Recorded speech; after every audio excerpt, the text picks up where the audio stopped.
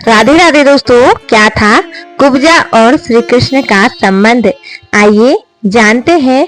बड़ा ही रोचक है पहली मुलाकात का प्रसंग। भागवत पुराण में बताया गया है कि अपने मित्र सुदामा से मिलने के बाद कृष्ण और उनके बड़े भाई बलराम मथुरा की गलियों से गुजरते हुए राजा कंस की एक युवा कुबड़ी दासी कुब्जा से मिले। उसका चेहरा सुंदर था और वह मरहम की थाली लिए हुए थी। कृष्ण उसकी सुंदरता की प्रशंसा करते हैं और वरदान के बदले में मरहम मांगते हैं। हमारे पौराणिक धर्म ग्रंथों में भगवान श्री कृष्ण का एक महत्वपूर्ण स्थान है। आज दुनिया भर में श्री कृष्ण के करोड़ों भक्त हैं।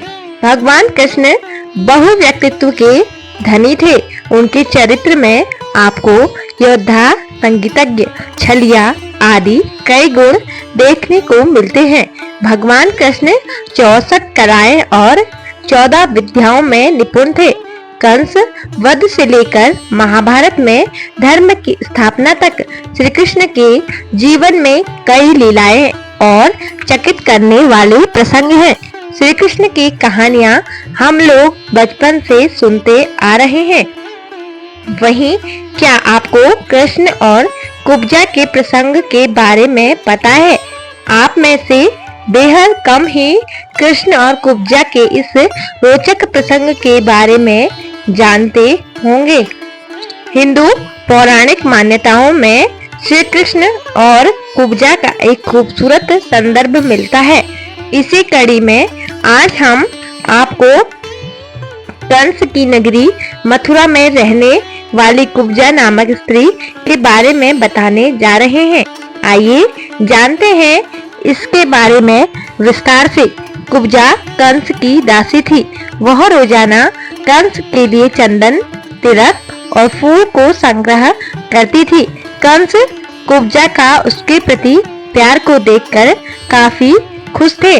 पौराणिक मान्यताओं की माने तो कुबड़ होने की वजह से उसको कुब्जा नाम मिला था। कुब्जा की मुलाकात श्री कृष्ण के साथ कंस वध के दौरान होती है। पौराणिक कथाओं के अनुसार एक दिन कुब्जा चंदन, तिलक और फूलों का हार लेकर कंस के पास जा रही थी।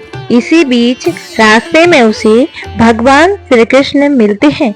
इस दौरान भगवान कुब्जा से आग्रह करते हैं कि यह तिलक, फूल और हार उनको अर्पित करें। कृष्ण के इस आग्रह को कुब्जा अस्वीकार करते हुए कहती है कि ये तिलक, चंदन और हार महाराज कंस के लिए हैं। मैं इसे उन्हें ही अर्पित करूंगी।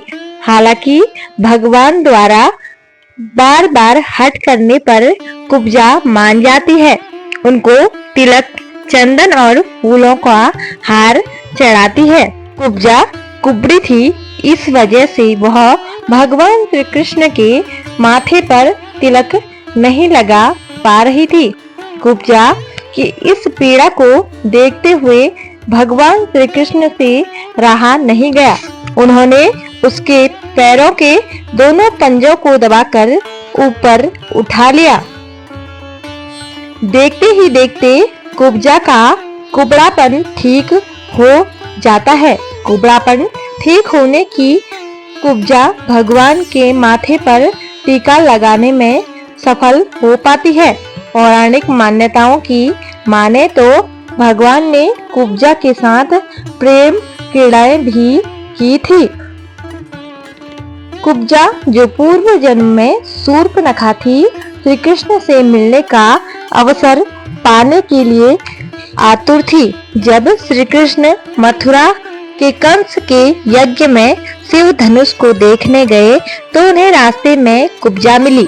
कुब्जा ने श्री कृष्ण से अपने रूप के बारे में शिकायत की और उन्हें सुंदर न कहने के लिए कहा।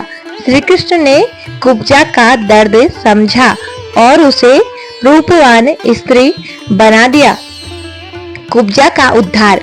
श्री कृष्ण ने कुब्जा को रूपवान बना दिया और उसे आशीर्वाद दिया कि कुब्जा श्री कृष्ण की भक्ति से भरपूर थी।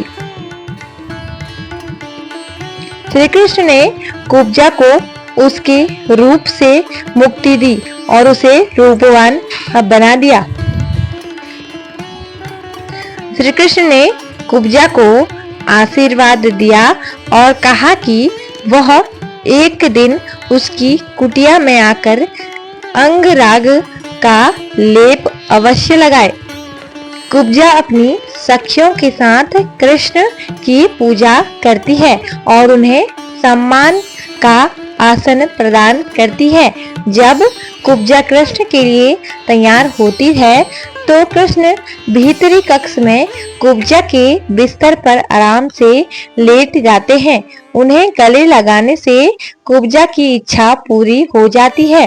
तो दोस्तों, आपको यह कथा कैसी लगी कमेंट करके जरूर बताएं और हमारे चैनल को सब्सक्राइब जरूर करें। धन्यवाद। जय माता दी।